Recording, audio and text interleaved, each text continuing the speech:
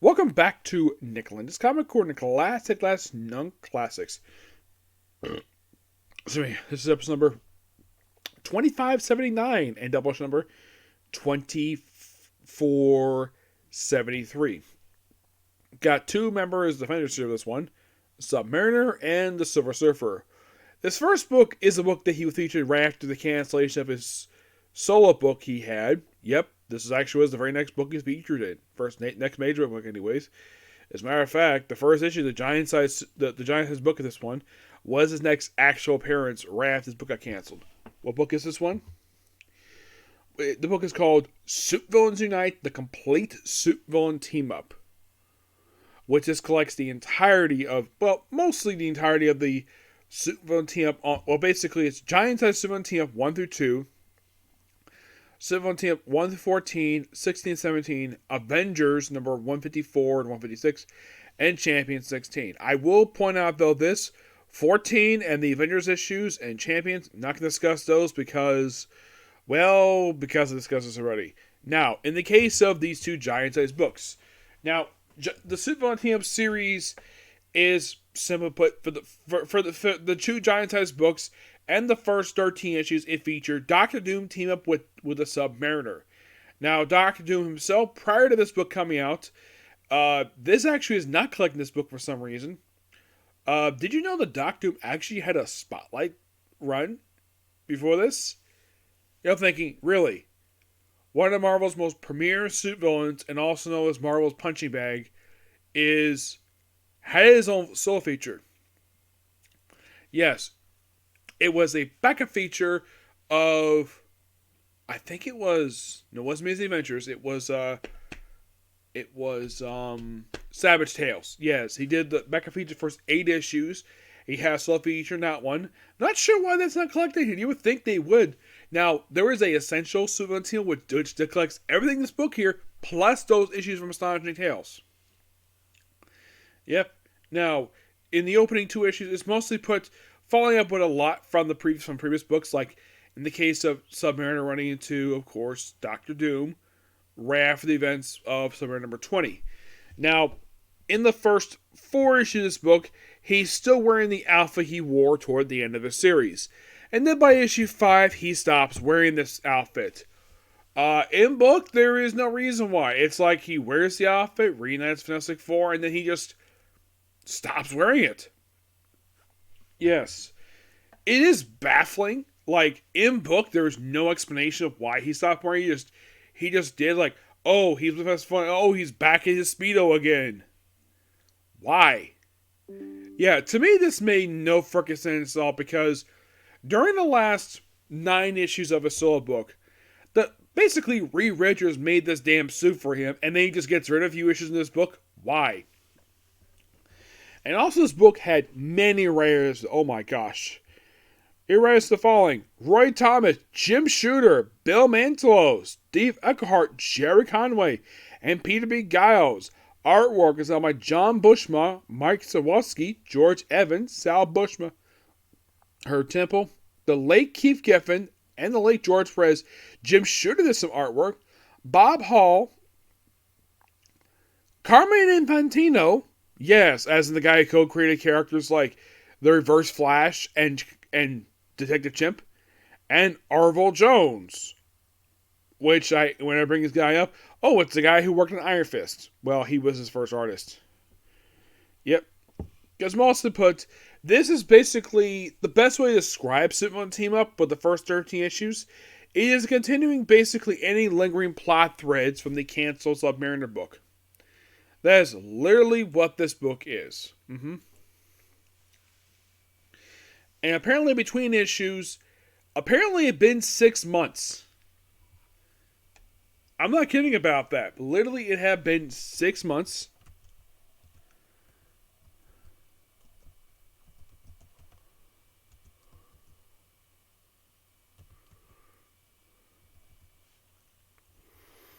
Yeah. Now, it's weird, though, the fact that they did this, where they released this giant-sized Supervillain Team Up, and they released this before the start of the ongoing series. And also, for some strange reason, The first issue has a lot of reprints. Yeah, seriously. Yeah, it's like basically like okay, so part 2 is basically a reprint from issue 20.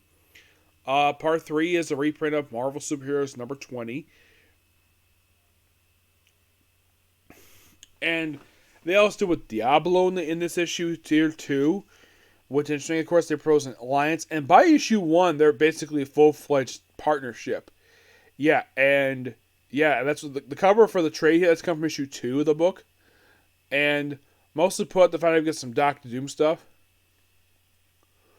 And of course, issue 2 also has a reprint too. It reprints issue 8 of Amazing Spider-Man. And that's it.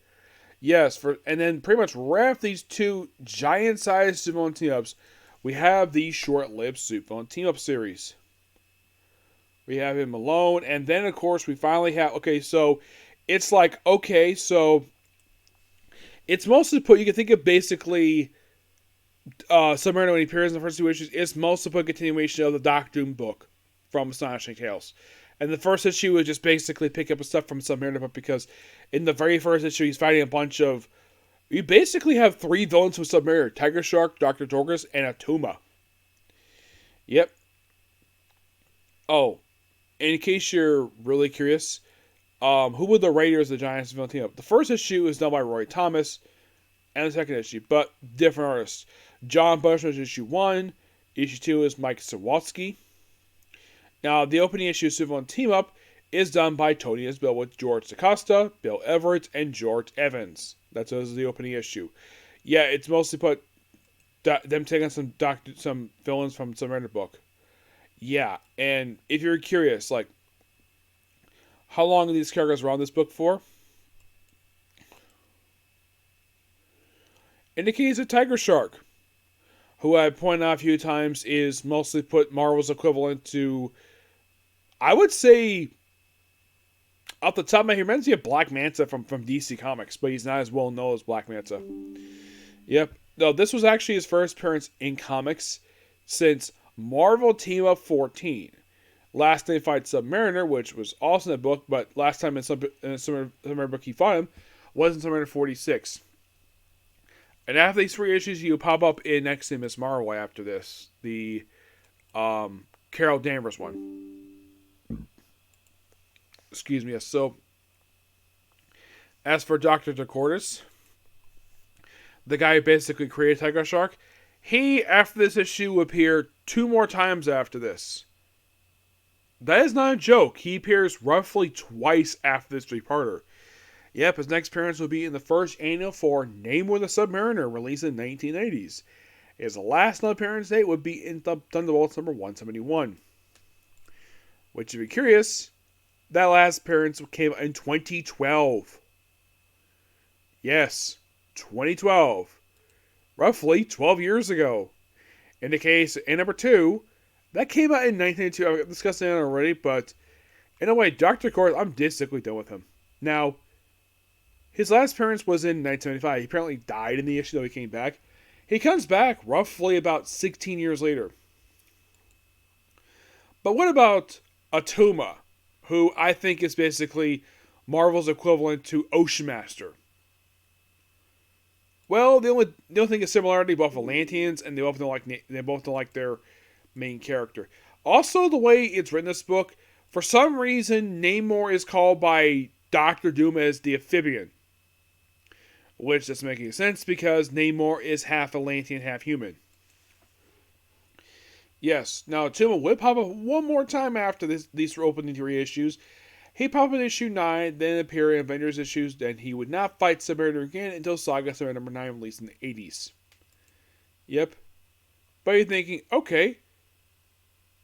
Now, after this opening 3 issues, and then of course basically fighting each other the very next issue, we deal with the debut character named Simon Riker. Yes, a character who I kind of talked about already when he appeared in, of all books, Marvel's Spotlight. Yes, basically that was his next actual appearance right after this. And after basically those 2 appearances, next time he appeared would be in Deathlock. So, and as for the Symbiotic Man, I think he would also return for Marvel Spotlight as well. Yeah, you can think of the Marvel Spotlight issue, which featured anymore. It's mostly it's basically an epilogue to this very series. In issue 5, he teams with Fantastic Four, and this is the issue where he gets rid of his costume. Yep. Yeah, this is the last book we ever see his costume, the cover. And then by issue 6, he's back in the Speedo again. Which to me makes no freaking sense. Yeah, and the Fantastic Four here, for the first few issues. Oh, here's a little fun fact for you. Did you know issue 5 was the debut of a character who actually still occasionally appears this very day? You want to know what character is? The Shroud.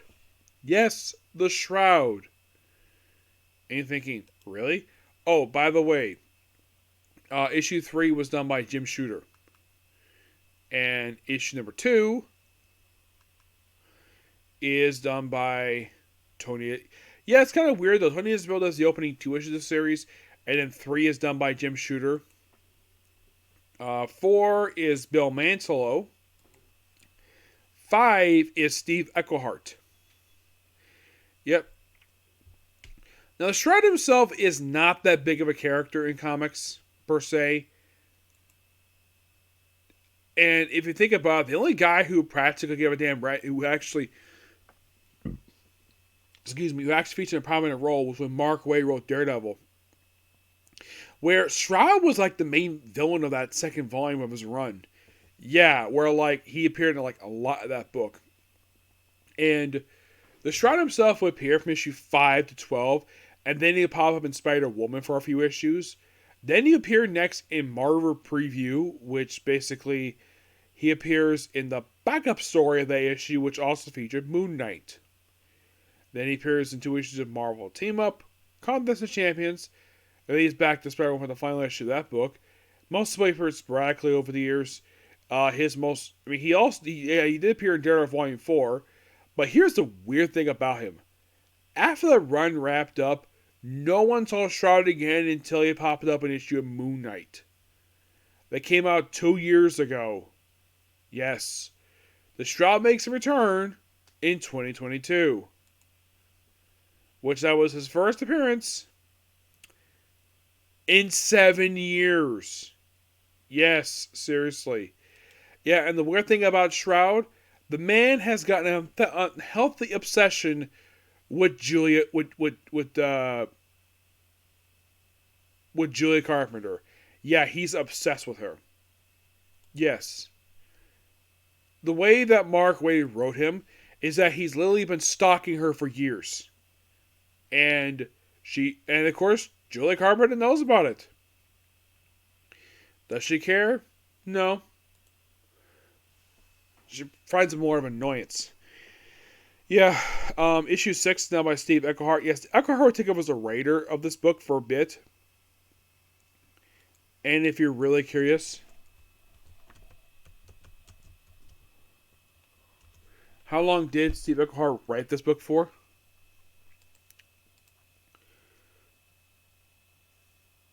He would do this book into issue number 8. Yeah, 8 would be his last issue.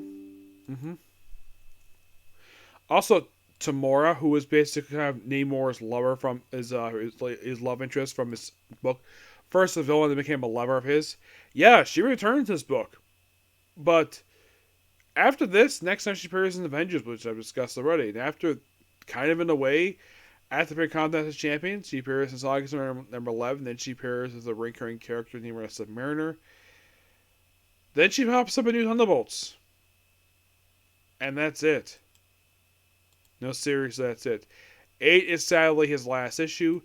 Namortia, Namor's cousin, who's sadly no longer alive. She got killed off in the opening issue of Civil War 1. Thank you, Mark Millar, for killing off our beloved character. Yeah, she appeared in issue 7 through 9. Then she appears in Avengers, Miss Marvel, Marvel 2-in-1. Like, her appearances were a little bit more sporadic after the Submariner title wrapped up. It's like her appearances were very, very sporadic until she joined New Warriors. That is where she was featured more prominently. And of course, also appearing in Namor's solo book in the 90s. That's kind of what she was doing for a while. Mm-hmm.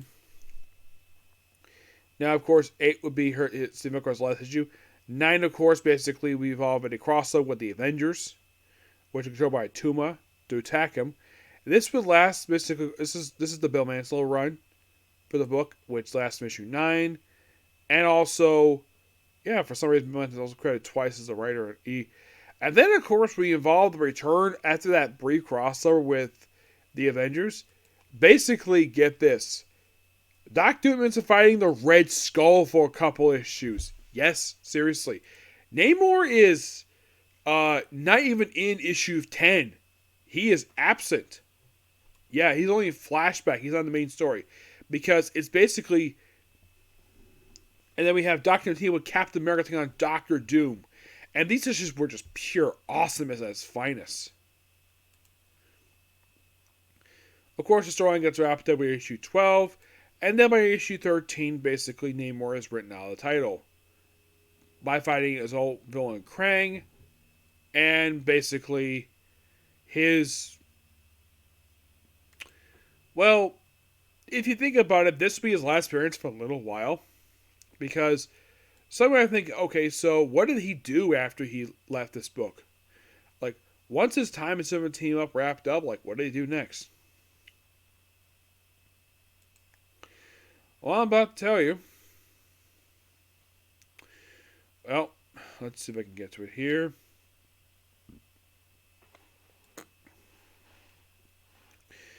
Okay. Okay, pretty much after this, he would be moved back over to Defenders, which he appeared in both that book and Invaders, and occasionally Iron Man. That's most of what he did for the next decade. I'll make occasional appearances in Cap, Spider-Man, and Marvel 2-in-1, but mostly with just Defenders and Invaders. That's most of what Marvel had him doing, basically period part of group books or guest starring. He would not have much anything again until Prince Namor the Submariner, which was released in 1984, which I'll discuss in their time. Excuse me. But you might be thinking, wait a minute. You kind of discussed the first 13 issues. What about issues 14, 15, 14, 16, 17? 14 is a crossover with Champions, which involves Doctor briefly taking over the world for a whole issue. And also he teams up with Magneto. Yes. The last 2 issues involve basically, well, what if basically the Marvel's Nazi suit villains teamed up? Red Skull, Artem Zola, and the Hate Monger, who is a clone of Adolf Hitler. These 3 work together to do stuff, and that's it for this series. It's a really fun series. I think it was canceled due to low sales. Yeah, my guess is what probably killed the book was probably when Namor was written out of the series. That was probably what killed the title, because it seems like he was probably the driving force of this title. My guess is Doctor himself probably was only here just because he's popular, but Namor probably still had he probably still had a big fan base in the 70s, so they probably figured, oh cool, Namor's featured something, so I think his title got canceled. So, yeah. So, I think that the reason it got canceled was because Namor was dropped from the book after 13 issues. That's my personal guess, but really fun title. Give it a 9.5 out of 10. Actually, no, I'm going to give it a 10 out of 10. It was really fun. Next up we have is the final trade to collect issues from Volume 7 of Silver Surfer. Yep. Known as Last Days. Issue 11 is a very weird issue where it's like you have to follow along like these little lines, white pages. This lasts for a lot of the book. It's weird though the fact this is a special oversized issue. It just basically does stuff with Galactus. Action was there with the character popping in issue 3, the giant hot alien lady who appears in issue 1, and she appears in this book. Issue number 12, mostly put is just basically Silver Surfer. Like, it's mostly put a Silver Surfer like by himself. Like, he's basically he's silver down, and they just basically him and Dawn on an alien planet for an issue.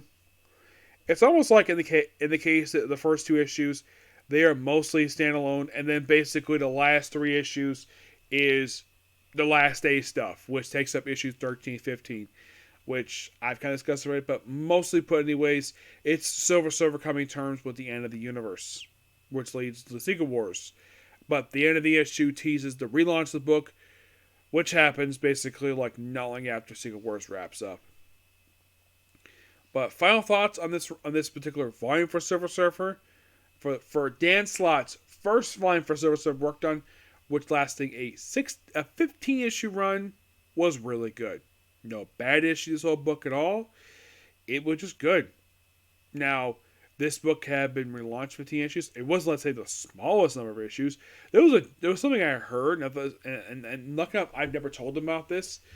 Of course, someone mistakenly believed Silk was relaunched after releasing 3 issues. That was not true at all, because that book released 8. Yeah, it's like they think that book, or I think it was Howard the Duck, after like 3 issues got relaunched. Did your store not have the other issues? Yes. Now, of course, I will be talking more about the next volume for the series for Silver Surfer later, and when I get to the very last trade, there will be some ranting. And I'll be like, really, Dan Slott? You said this, and where was it? I'll talk about that later. Okay, so that's particularly, in the case of this run, Volume 7, good. Check it out. It's really good. I actually own the first share for this one. Okay, so that's a particular view. Next episode, another Comic Corner. And there might be another one coming soon, but who knows. Okay, next video. Bye.